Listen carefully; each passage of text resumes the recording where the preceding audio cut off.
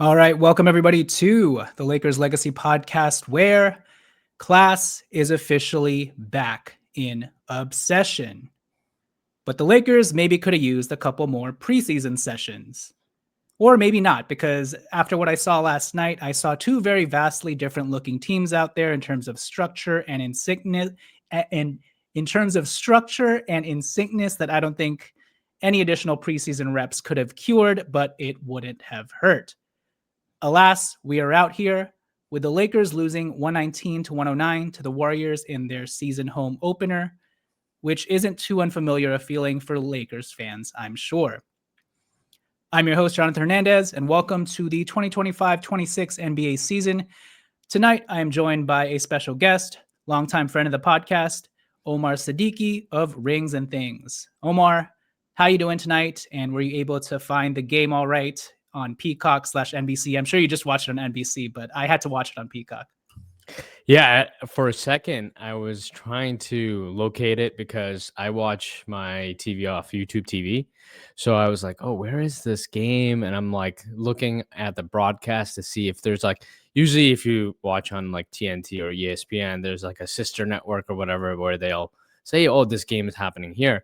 And I'm like, maybe it's on NBA TV. And I still couldn't find it. And then I go on Twitter and I check. I'm like, okay, games on Peacock. So I have to go downstairs and get to my TV that has access to Peacock. And eventually I was able to finally get into the game and watch it, which was exciting.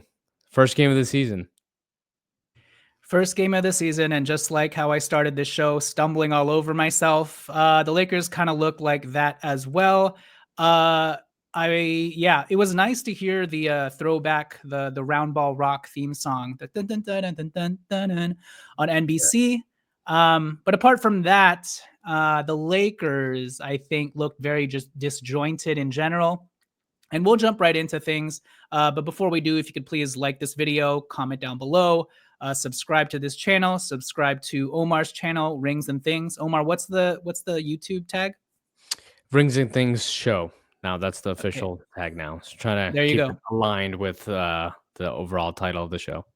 Nice. And if you're watching this on my channel, then you know where to find it. Just click subscribe. All right. With that said, for today's show, we'll just do a quick first visceral vibe check of just our first impressions of what we saw from the game, not get too much into the nitty gritty of things, although we will do that in the second half of the show. And then we'll go through my typical awards of the night: MVP, sixth man of the game, most improved player of the game. Now, these awards get very hard to do when the Lakers lose. But we're going to try our best. Okay. And then we'll take it to break. After break, I have some clips that I want to throw up there of some actual good things the Lakers did do, some of the few good things that they did do on the defensive end. And then we'll talk about just like our larger game takeaways and get more into the weeds of stuff. Some of our concerns, anything tactically we do different, et cetera, et cetera. But yeah, with that said, Omar, I'll pitch it to you.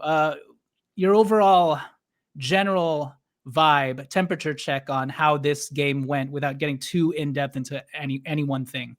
Yeah, absolutely. So like to keep it high level, right? Like just overall excited that Luka Doncic is on my team, and just to see him like attack any coverage, any defender against Golden State, hit any shot from everywhere. Like if you look at his overall stat line, 17 of 27 from the field, 2 of 10 from three. So majority of his buckets coming from the mid range or from the paint. Like he was shooting at a very high clip. Finished off with 43 points, 12 rebounds, 9 assists. So obviously, it's game one, and I came into tonight's game expecting a tough situation, which is pretty much how it laid out. And I know we'll get into the details of that, but really, from a high level, really good to see Luka perform that way. Also Reaves coming through in the second half, especially in the fourth quarter. That was really good to see. And, it's not a Lakers/Golden State Warriors games if the refs don't kind of get into it and just make it into a, very slow, like no flow to the game, just whistles here and there and a bunch of free throws. Like if you look at Jimmy Butler's line, like half of his production is just from the free throw line. So that kind of paints a little bit of the picture on the other end. But high level, great to be here. Pretty much. That's my positioning here. Yeah, for sure. And thanks for holding it down. I kind of got cut off for a second there, All and good. this the start of the season, man. I mean, everything to a rocky start, kind of getting into the flow of things. This is actually my first like post game live reaction to a literal Laker game because I only started doing this live stuff during free agency. So everybody bear with me, bear with us as we kind of get our bearings on things as the Lakers are hopefully going to do as the season progresses. But yeah, to your point, yeah, thank God for Luka, right? I mean, if there's one thing that positive thing you can take away, it's Luka Doncic from tonight. He looks like Eurobasket Luka, and he was starting to kind of, you know, run on fumes towards the end there, but he still pushed through. And by the end of the night, I mean, what did he have? Like 43 points, 12. He almost had a triple double if he didn't. I don't have the tangible 43, stats in 12, front of and me. 9. There you Yeah. go. 43, 12, and 9. Incredible night. I think the only thing that he didn't do well was like not shoot efficiently from 3-point land. But apart Mhm. from that, I mean, Luka looked really good. I would say so. My high level thoughts are just the Warriors are just such a well-oiled machine on Yeah. both ends of the floor. It almost doesn't matter. And look, it's tough to compare both of these two teams because JJ Redick just got inserted last year, and I know the Lakers are trying to build that type of culture, and trying to build that type of culture takes some time. So we're just in year 2 of the JJ Redick era, and we're in year 1 of the Luka Doncic era, right? So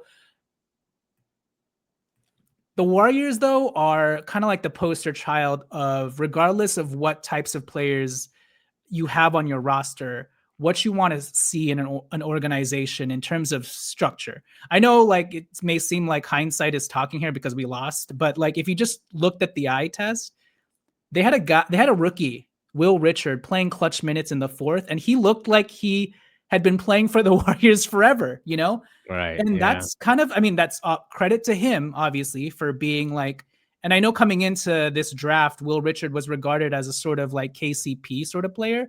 But so credit to him, but mostly credit to the Warriors structure for being able to just pick dudes off the street. Quentin Post is a great example, and just inserting them.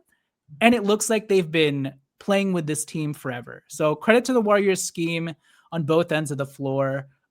The Lakers were kind of just playing, it felt like for much of it, pick up basketball on fumes, playing on their talent alone. And you saw that towards the first half where it was literally like, Luka Doncic, you get the ball. Austin Reaves, you get the ball. If you guys aren't generating points, then nothing else is going to happen, right? I think Rui Hachimura didn't have a single shot attempt after the first quarter. DeAndre Jordan only had like 3 shot attempts. Like it was kind of just all based on your turn, my turn between Luka and Austin. And against a well-oiled machine like the Golden State Warriors, that's simply not going to cut it. And credit to Luka's brilliance for keeping us in the game for as long as he did. But yeah, that third quarter really crushed us. The third quarter woes came back in such a huge way. And overall, I think, okay, the biggest thing, and we can get into it later too, that stood out to me was this is going to come as no shock or surprise to anybody, but that starting lineup with Gabe Vincent, ain't it? What are we doing? I'm glad we got the Darvingham Galaxy braiding out of the way. Let's not do that again. Again.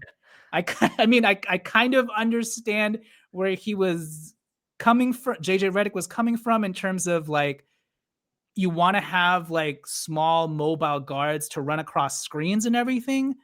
But I mean, the Warriors just kept putting Gabe Vincent on switches where he'd be switched on to Jimmy Butler, and Jimmy Butler would just Yeah. roast him. And even when he was tracking Steph Curry, it still wasn't good enough.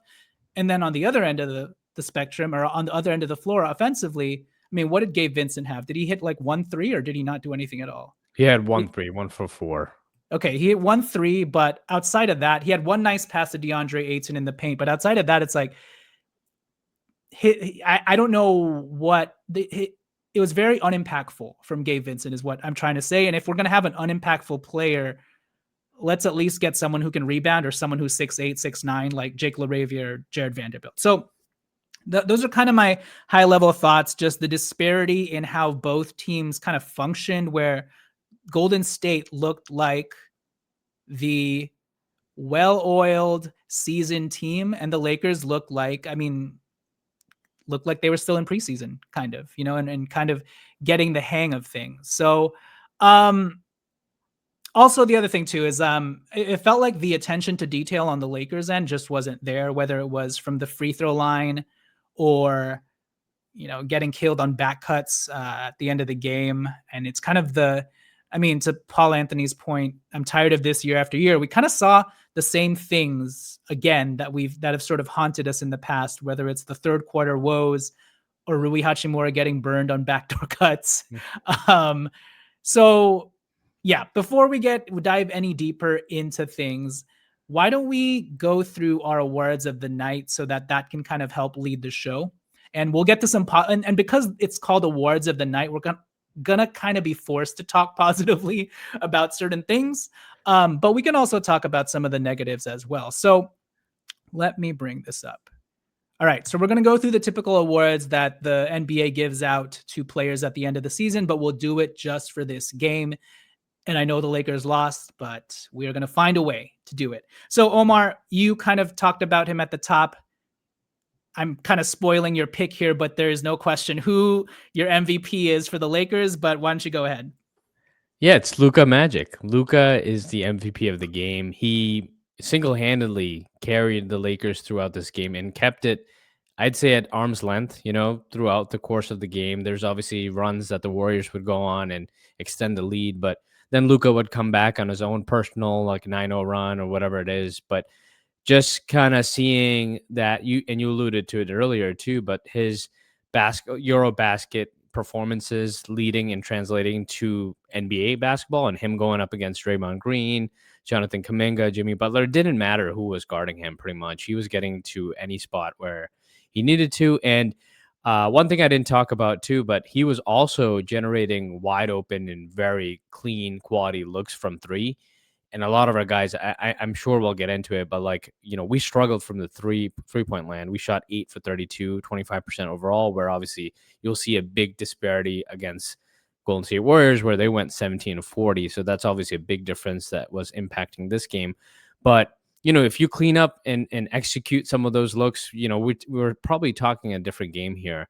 But I do appreciate and kind of going to my overall point here in terms of the vibe check is, man, having Luka, someone as generational as he is, and someone that can just create offense himself, is a luxury to have, right? Like like to your point, we were kind of running this LA Fitness offense or whatever it is, but like he's still generating amazing looks after looks after looks, even though we're not really running anything other than like maybe some horn sets and some pick and rolls and some double drag stuff, but nothing too kind of like complicated. Very just like, okay, Luka, you got it, figure it out. So, I mean, I think it's unanimous probably on your end too, but like Luka is the MVP from this. What are your thoughts?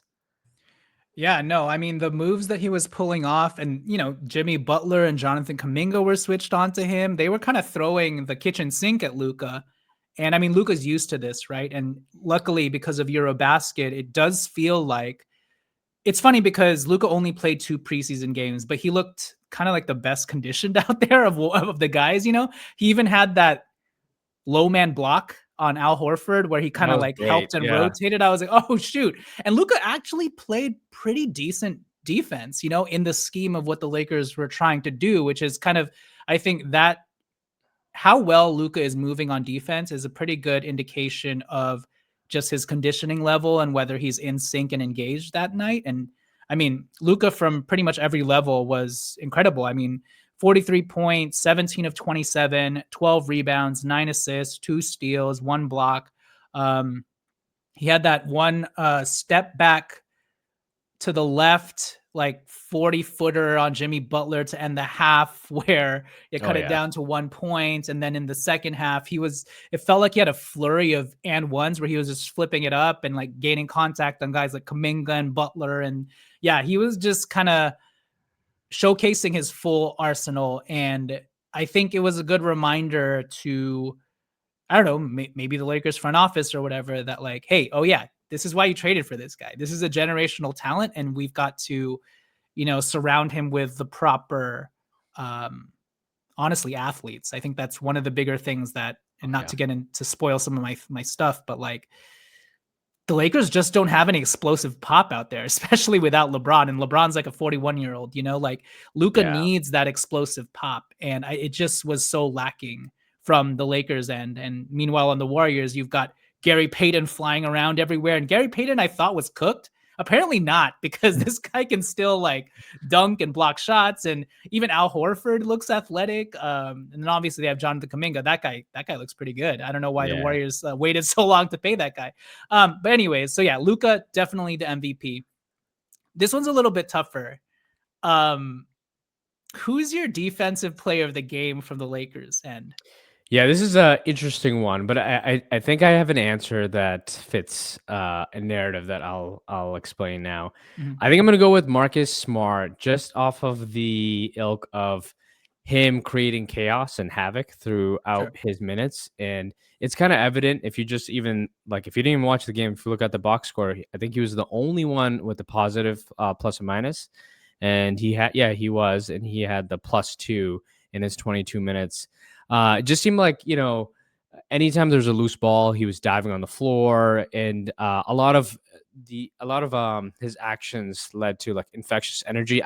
Even though like there was kind of some like fouls calls, and there was one where it was like elevated to a flagrant one, which was kind of ridiculous. But like I just felt like that created like more energy and kind of pushed the team in a manner where they kind of made that push in that second quarter because of him. Obviously, there was a lot of execution that was happening from Luka's side and Austin Reeves' side, but like I think it just rejuvenated and energized the team. And I'd say that's where I would kind of land with in terms of defensive player of the game. It was more so of like a agent of chaos, more so than like kind of just stonewalling a player on the other side. Like if you watch the game, like all the Warriors kind of had it going. I think they had 4 players that scored over 17 points. So clearly there wasn't anyone from the Lakers side that was like stopping anyone. But in terms of my defensive player of this game, I would lean towards Marcus Smart. Yeah, that's definitely a good pick, albeit like we kind of saw both sides of Marcus Smart. It Sure. was Yeah. almost like our version of Draymond Green, right? Where it's like, all right, this is kind of getting out of hand. The histrionics, like the flopping on Marcus Smart's end. I appreciate how hard he goes, but you can definitely tell why Marcus Smart gets so banged up night in, night out, because this dude is literally having his body hit the floor Yeah. like at least 5 times a half. And I'm like, oh, bro, can you I love the energy. I love the culture setting, everything. I love it, but we kind of need you. Can we rein it in a little bit? But to your point, he's the only one who seemed to like really care and really take each possession as such a crucial thing in a vacuum. And so I appreciated that out of Marcus Smart. So I think for me, I'll go with a cop out answer. And for my defensive player of the game, I'm going to give it to 3 players actually, because when they were inserted into the lineup, I really felt that injection of life from the Lakers, the hustle, the motor, kind of like they were moving more in sync together. And those 3 players are Marcus Smart, Jared Vanderbilt, and Jake LaRavia. The combination of size, mobility, and just the want and will to try and hustle out there was pretty apparent. And even when Luka was there, because Luka was like, hitting the right spots, everything just seemed to click a little bit more when those 3 guys were on the floor, rotating, converging, um, and hustling, honestly. So I will give my defensive player of the game to Smart, Vando, and Jake LaRavia. And those are 3 guys who I hope we get to see more of as a trio. Obviously, you need to flank them with like offensively competent players like a Luka Doncic. But yeah, I was impressed by some of the sequences that group showed. Um, all right, to that end, and maybe your answer for this one will be the same as your defensive player of the game. But who would you give your the 6 man of the game award to? I'm actually, I think I may be switching it up on you, but I really liked the minutes from Jake LaRavia. Mm, I saw a ton of what I think you covered in your off-season videos and my own player breakdown videos, but like, in his limited time, I think he was only on the floor, yeah, 16 minutes. I saw a bunch of like, okay, grab and go type of basketball of like getting the rebound and just kind of pushing the pace. He hit some. I think he hit a knockdown three on the wing as well as just getting his using his size and putting his body in front of like whether it's a Jimmy Butler or different types of players. I thought he brought a lot of pop, which you just alluded to in your previous segment in terms of the three players that you really liked.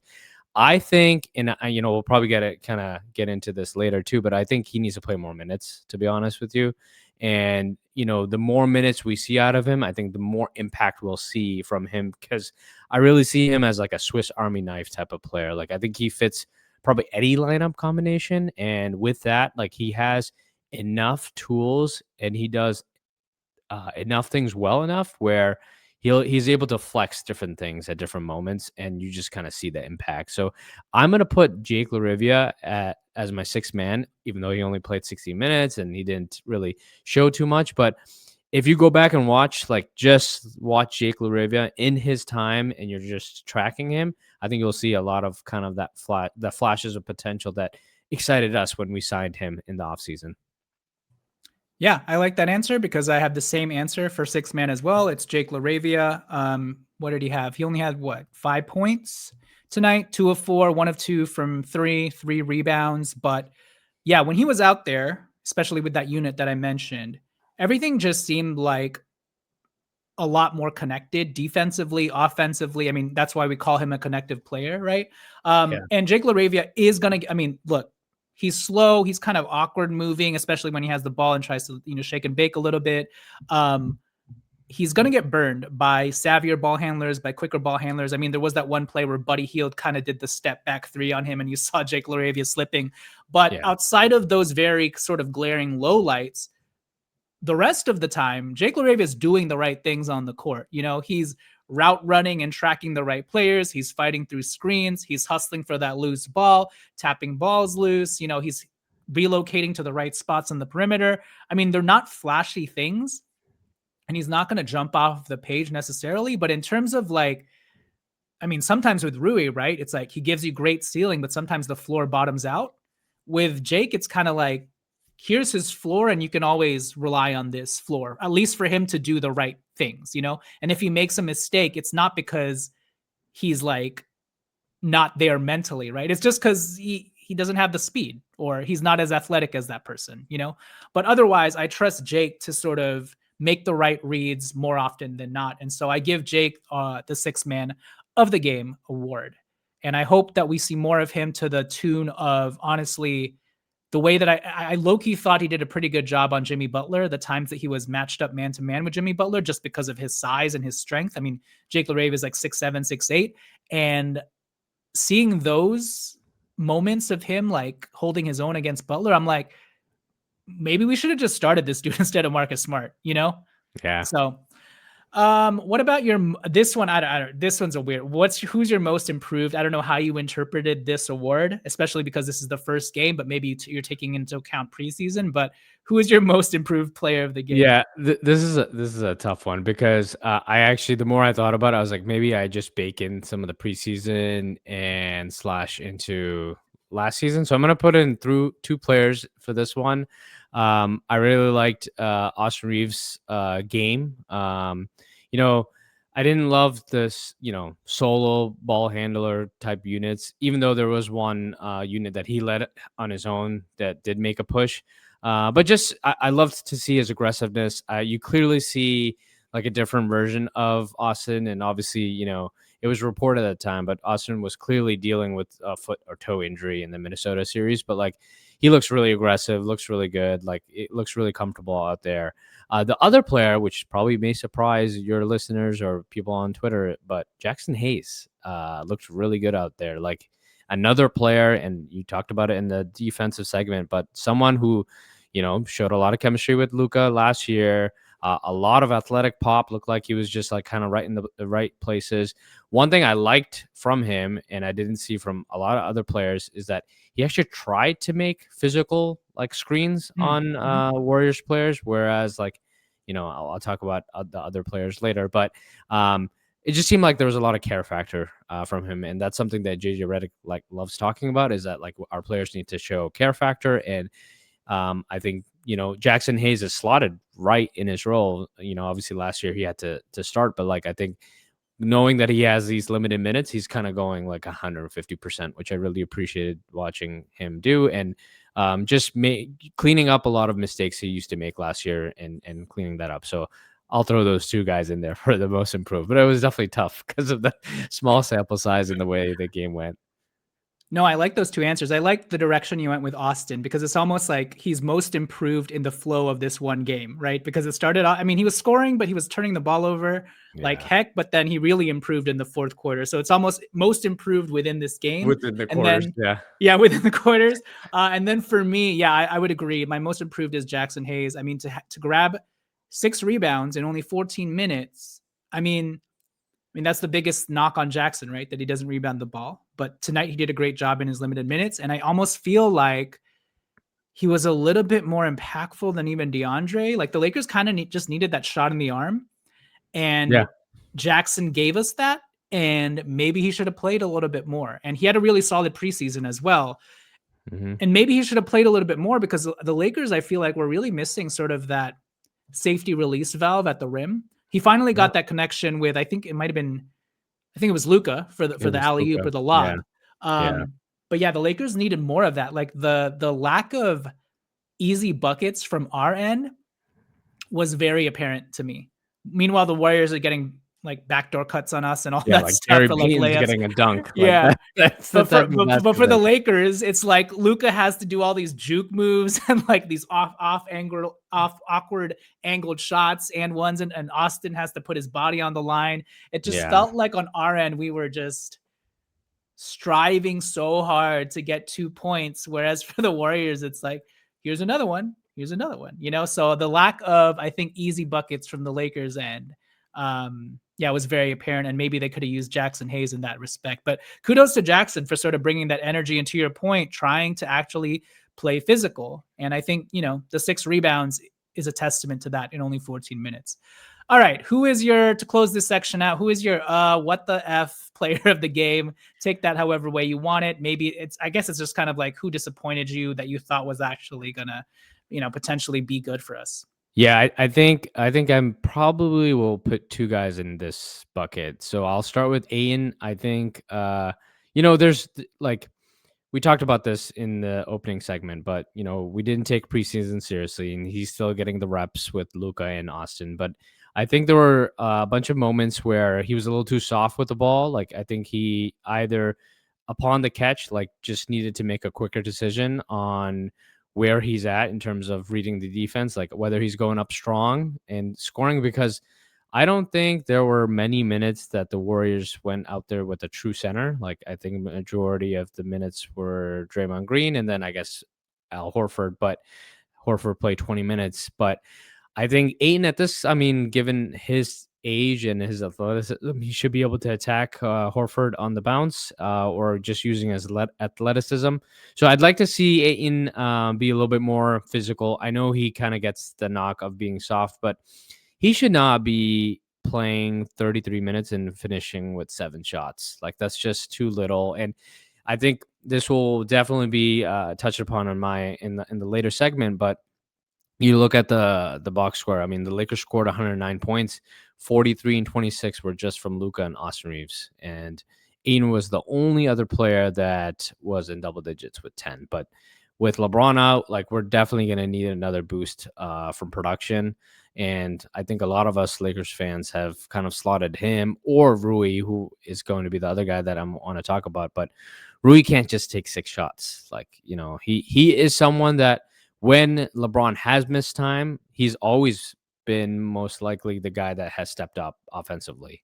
Now, whether or not, like, I think, like, I will give some grace again, like, not just from Ain's perspective, but Rui too. Like, it just seemed like there was a lot of basketball that was being played where it was just like my turn, your turn type of thing with Luka and Reeves, and there wasn't a lot of like intentional flow of basketball being played. So maybe it felt like for Rui and other guys, like I'm trying to play at these guys' cadence, and I'm trying to see what makes sense and what works, and that's kind of how it played out.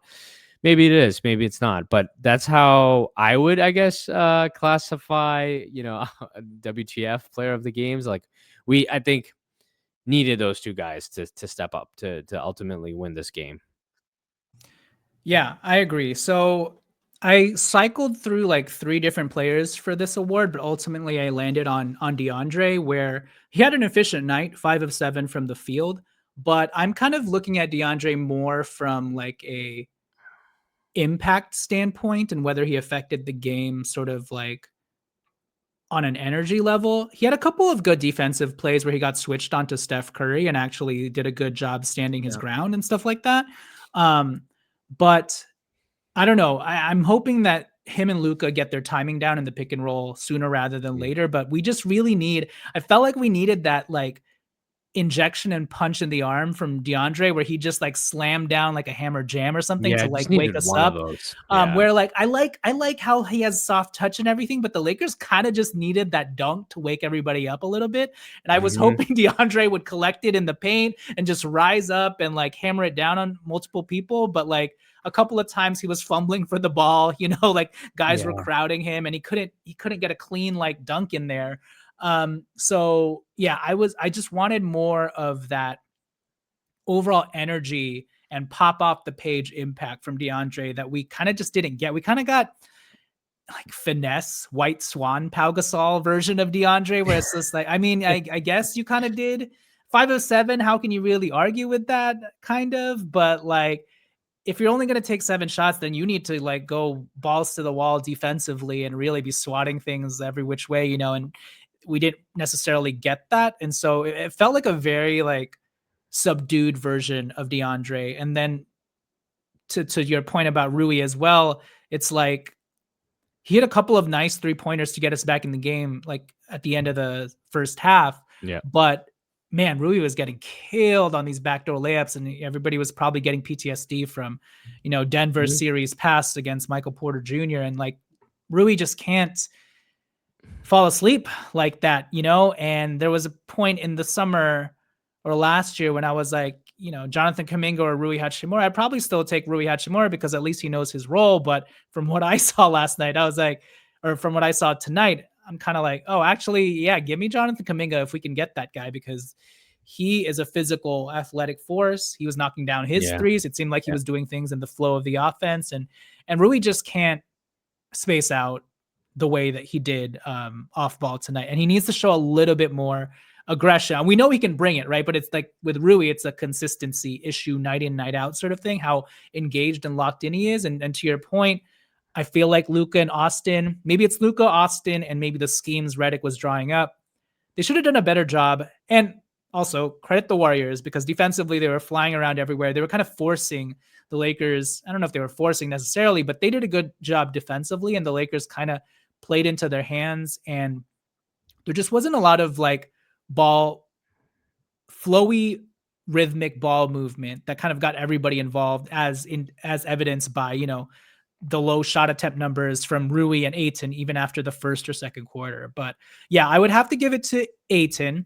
Now I want to say that at the start before that fourth quarter, I was going to give this to Austin actually because the turnovers that he Mhm. had and I know like the counting stats look good, but what I saw from Austin, and I'm kind of comparing this to what we saw from Austin in the preseason, Austin looked phenomenal the first 3 games of preseason that he played. And you're going to look at his stats and say, yeah, 26 points, almost like 7 assists, 9 assists. Like, what are you complaining about? But for anyone who actually watched the flow of that game, I mean, Austin kind of piled it up at the end there, but he had the worst plus minus of the night. Um, You did, yeah. yeah, Minus minus 14. 14. And I think like the way he was fumbling the ball, his passes were not crisp. Without LeBron James, I'm kind of back to worrying about Austin as the solo ball handler if Luka's not next to him. It's just, I like his quickness, I like his freneticness, but against a well seasoned, very disciplined defensive team like the Warriors and one with length and physicality, they're going to use Austin's freneticness against him.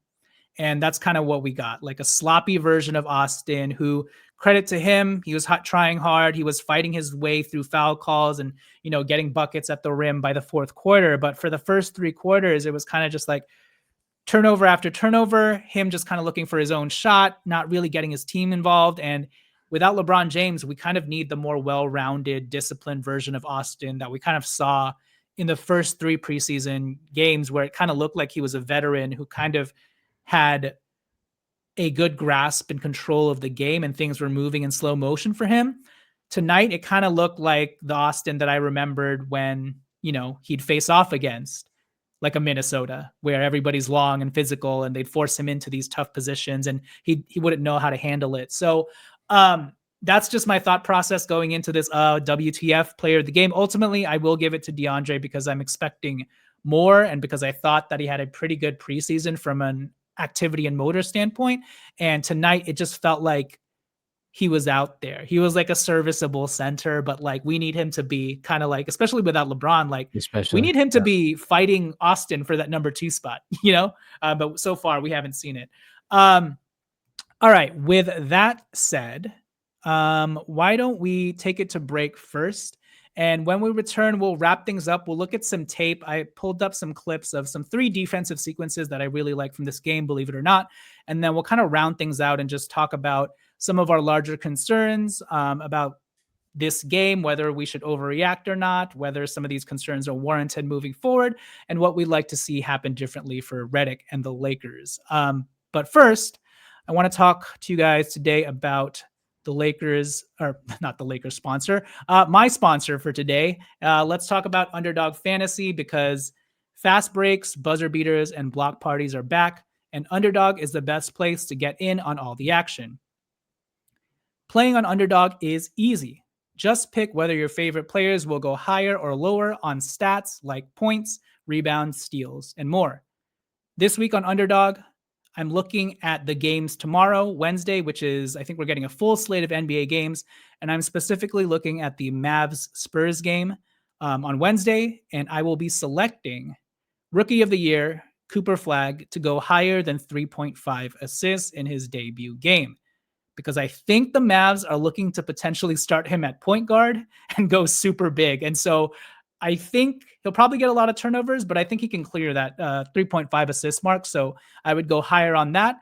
And then for one more pick, and also against Wemby, I'm going to guess that Cooper is going to try and draw in the D and then dish things out.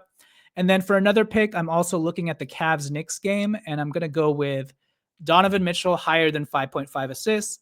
Reason being, I believe Darius Garland's going to be out, and Mitchell is essentially their only real point guard. So expect the Cavaliers to lean on him heavily to get everyone involved. So those are my 2 picks for tomorrow's games.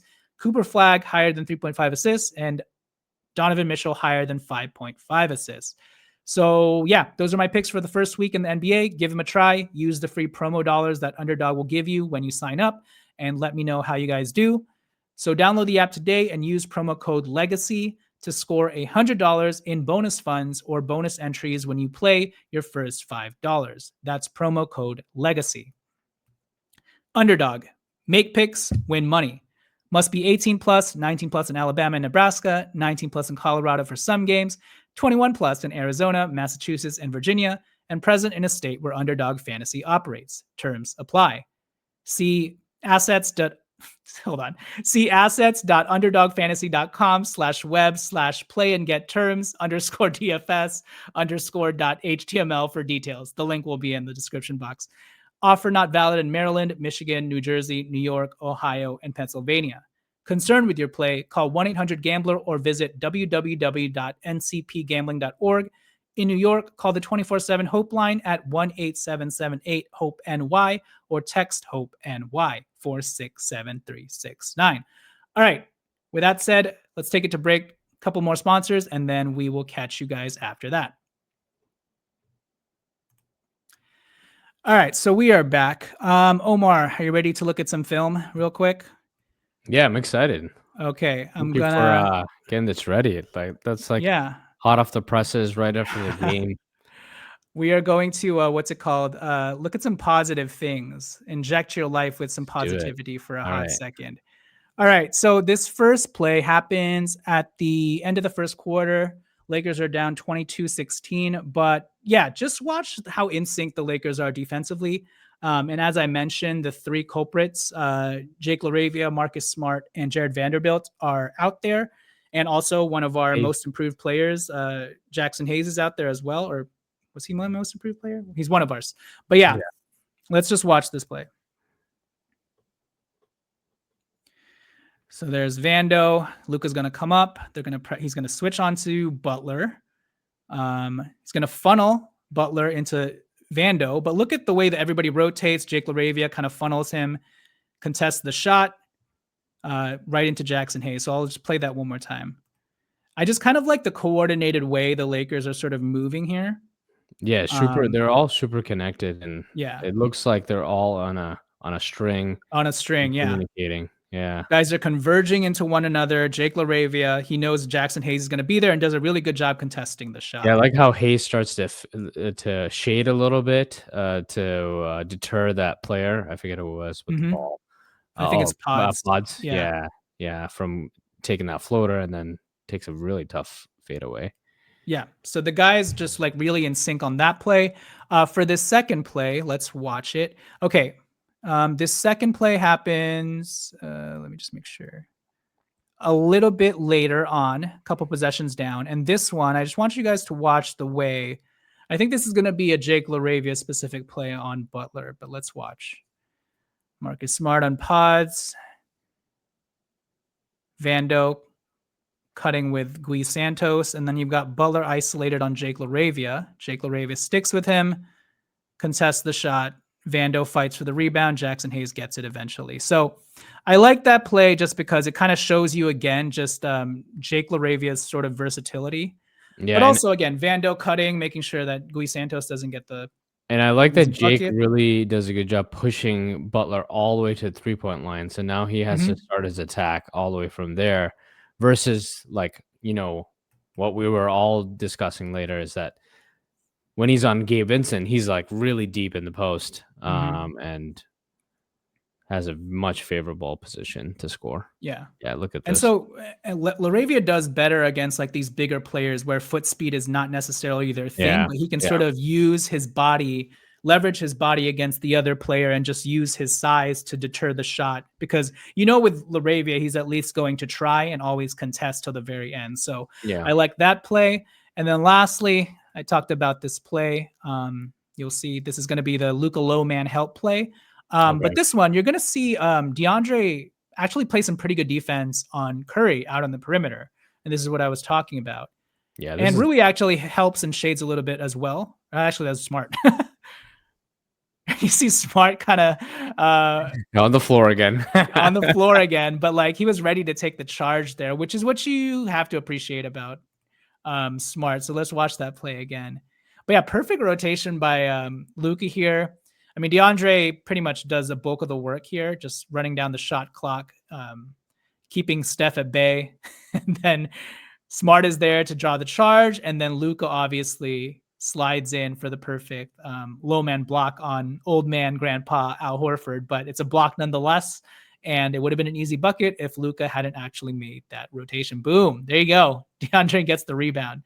So those are three pretty good defensive plays by the Lakers that I hope we see more consistently from the team, where let's just watch it again for good measure from start to finish, where you just see kind of more engagement and attentiveness together, and everybody's crisply rotating, everybody's got their hands out, they're funneling in the right spots.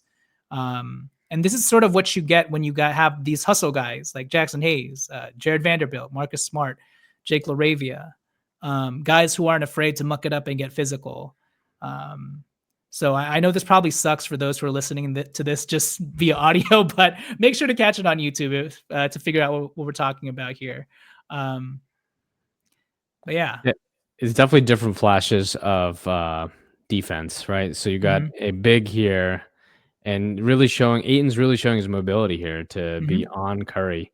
And then I think this is where Luka is going to really shine in terms of his defensive role as being that helper. So, knowing what he knows in terms of his IQ and just playing basketball, I think if he can continue to read offenses like that and just use his length and his new and improved body and cardio and be able to swat centers at the rim, I mean, hey, that's an improvement.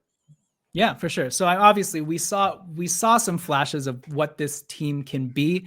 The question is, does JJ Redick have the lineup combinations, the right lineup combinations to put out there on a consistent level so that we can string together like a full at least 40 minutes of this type of defense? Or will there always be sort of like weak links in the chain where if we have too many defensive players, do we just totally suffer offensively? And so with that said, why don't we spend the last 5 or 10 minutes or so just airing out any things that you want to bring up, whether positive or negative? I'm going to guess it's mostly negative and some concerns, just because, to our point at the beginning when we were doing the vibe check, it feels like this team is far away just because of how structured and in sync the Warriors look.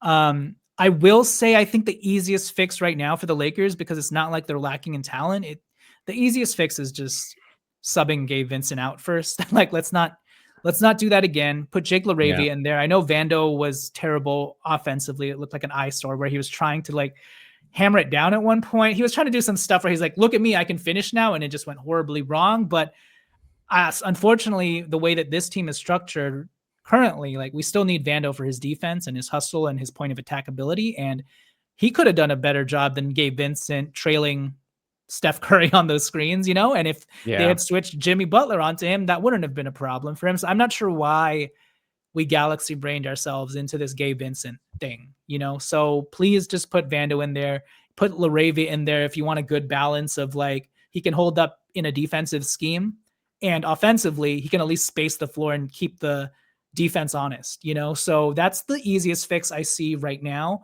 And then the other thing is like I don't know. I was actually, at least in the first half, like before we started letting all these backdoor cuts happen in the third quarter, I was actually more concerned with the offense just because it just looked so stuck in the mud. And Yeah. defensively, I thought we held up. I mean, we only held them to like 54 points and we were within 1 point in the first half. And that's how we really got back in the game was defense. But like offensively, it was literally just reliant on the brilliance of Luka Doncic and some help from Austin Reaves as well. But outside of that, we were not getting. It's almost like we were playing like what we did in the playoffs, where it was just like, come up and set me a ball screen so that I can attack this dude one-on-one. And I'm like, okay, but like, where are the plays? Where's the backdoor cuts on our end for guys like Rui? Did you see Rui get a backdoor cut today? No, I I did. didn't. Nope. No. So what's happened? What happened? So what about you? What are some things that you want to kind of hone in on, or things that you're concerned about? Yeah, I agree with you on the switching up the starting lineup. I think JJ and the staff totally galaxy brain that decision. I think we were all debating whether it's going to be Smart or Vando, and then Gabe was never even in consideration. So him getting it was interesting. I mean, if that was just a Golden State thing, fine. But I also don't like if you're going to make I guess if you're going to assign types of roles, and Gabe's role is to be the point of attack defender, I don't think it's smart to just give up on switches and then have him now on Jimmy Butler. Like he should be fighting over those screens and staying attached and staying home on Steph or Gary Payton, whoever's on the perimeter. But if you can't do that, which it can be tough because Golden State is notorious for moving screens and whatnot. So like you're just gonna just be in the abyss of it, and now you're on Jimmy Butler or Al Horford or whatnot. So like to circumvent that, or even just make an adjustment in the game, like you maybe bench him and start Jake LaRavia or Vando or Smart. I think it may be a little bit too early to throw in Smart right now because of the way he plays, and I do want to see him play like as many games as possible. So I think Jake is like the answer, to be honest. Like he just gives enough pop in all areas. I think the one layer I'll just add to everything you've just mentioned, and I'm just kind of echoing what you're saying, is I think these guys just need to play more. Like we just need to see more reps. Like the more reps they get, I think that will have a huge impact. I mean, I think Luka and Ayton have not had like a clean like pick and roll like lob yet, which is kind of weird. It's like Ayton's like the prototypical like perfect type of big next to Luka, but Ayton needs to do a better job screening. Like he needs to set physical screens, and then B, it's just a timing aspect. It's either Luka's passes are too high, or they're just not like the right timing, and Ayton's not catching it strongly or kind of fumbling the ball. So once we see that improvement, I think it makes things a little bit more smoother on the offensive end. So, which is why I think we saw things kind of on the up and up when Hayes was in the game, right? Hayes and these other guys that you just showed in those clips. That I know we were looking at defensive tape, but offensively, I think they looked a little bit better there. So those are my, I guess, few items. I think. I one thing that I jotted down is transition defense, whether it was off of a live rebound or if it's like off a turnover, like the Lakers could not match with the Warriors. And I've made a ton of jokes and I've tweeted a ton about how the Warriors are like a retirement home team, but they do still have some athletes on the team, and they were sprinting and getting to the right spots and where they should be, and like bleeding out to the corners and like really spacing out the Lakers, and they're just like in a havoc to try to defend the Warriors and matching up well enough to a point where like they're not in a mismatch or cross matched, but they were a lot of those times. And now you got like, Kuminga or Butler like bulldozing themselves to the rim.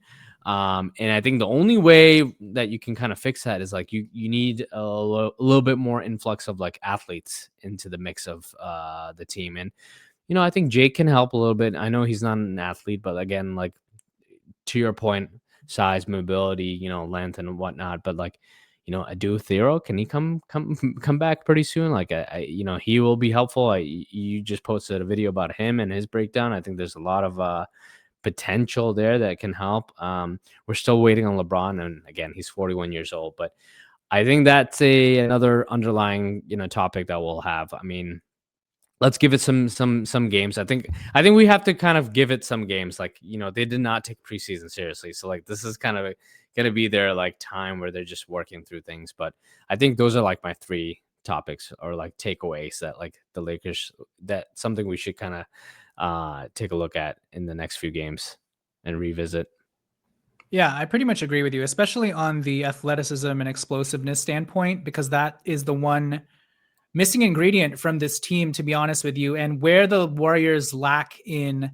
Because I also thought, like, oh man, the Warriors, they don't have that many athletes. They have an aging Al Horford, like Steph Curry. All their guys are old, but like their system just allows them to look so much faster because these I guys know. are like running all around the court, and all of a sudden you let up for 1 second and it's an open layup for the dude that cuts right to the rim. And for our guys, they just have to be so locked in and engaged for literally 28 seconds of the shot clock, not 24, because like balls are going to be like flying around and they have to make sure to grab that rebound, and like, yeah, I like the Lakers, especially again, when that size unit comes out with the combo of size and mobility with Vando, Laravia, and Smart. I like that we have physicality. I mean, Luka looks great, and when Luka is locked in defensively, it's a lot easier for things to work for you. But yeah, as I've been hammering home all summer, like we just need that additional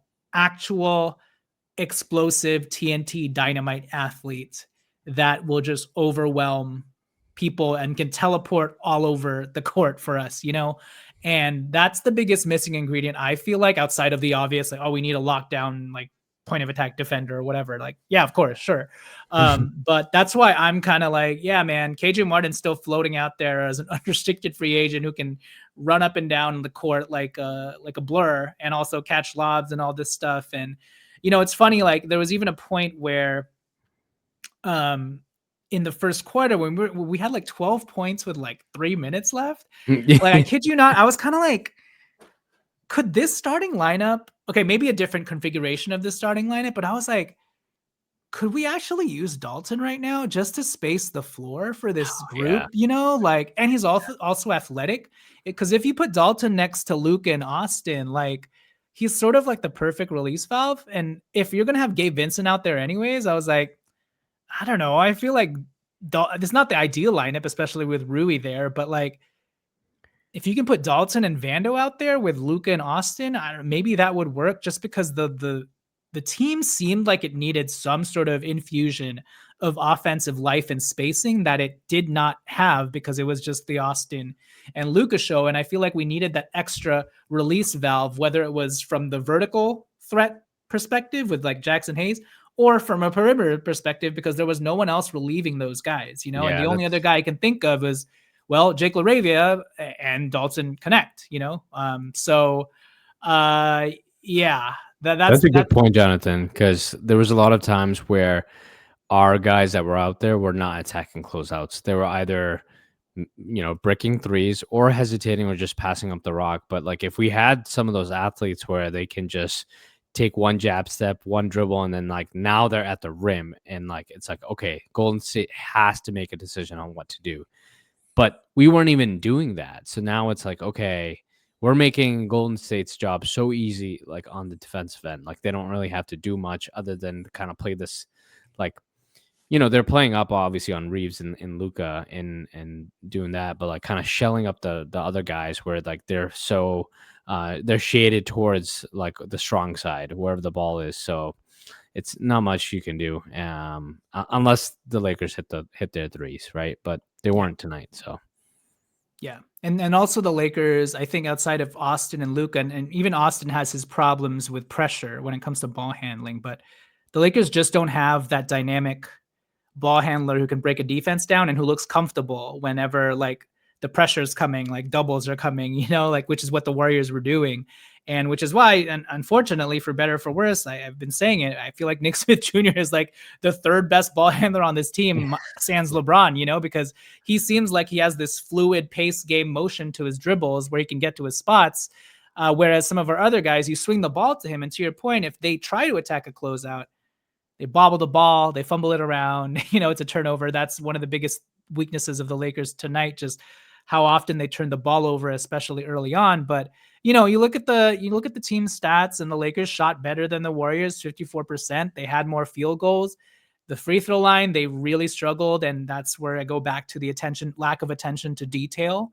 But yeah, I think we'll end it there. You guys know the concerns. We obviously hope for more from the Lakers. JJ Redick has prided himself and this team on conditioning, and tonight they didn't look as conditioned as the Warriors. So hopefully, the theme of this year, it seems like, has been, talk is weak or something. If you saw the Lakers like media hype reel or whatever, and so Yeah. hopefully we can get away from the talk, and the Lakers can actually show us through their actions that they're serious. It seems like we have the guys who are willing to like do the dirty work. Now we kind of just need to refine things moving forward. And boy, have we got a tough test because we face the Minnesota Timberwolves and Anthony Yeah. Edwards on Friday. So here we go. Buckle up, everybody. But hey, we should ride Luka's coattails because that dude seems like he's ready. And if there's one positive takeaway to take away from this game, it's that Luka Doncic is willing to put the team on his back, who is willing to follow him. So with that said, thank you guys for tuning in. Thank you guys for listening. Please follow me on X at Lakers Legacy Pod. Please follow me on YouTube at Lakers Legacy Pod as well. Like this video, comment down below, and most importantly, hit subscribe. And also follow OSID on YouTube at Rings&Things Show. You can see it on the video screen as well if you're watching. But yeah, OSID, thank you so much for hopping on. I know it's super late for you, so let's wrap this up. But yeah, it's still go Lakers, even though it's 0-1. All good, man. Yeah, I really appreciate you letting me hop on and just talk through this 0-1 start. But again, I want to remind all Lakers fans we have Luka Doncic on our team, and Mark Walter was in attendance, so he saw everything that's happening. So don't worry, rest assured, improvements are coming.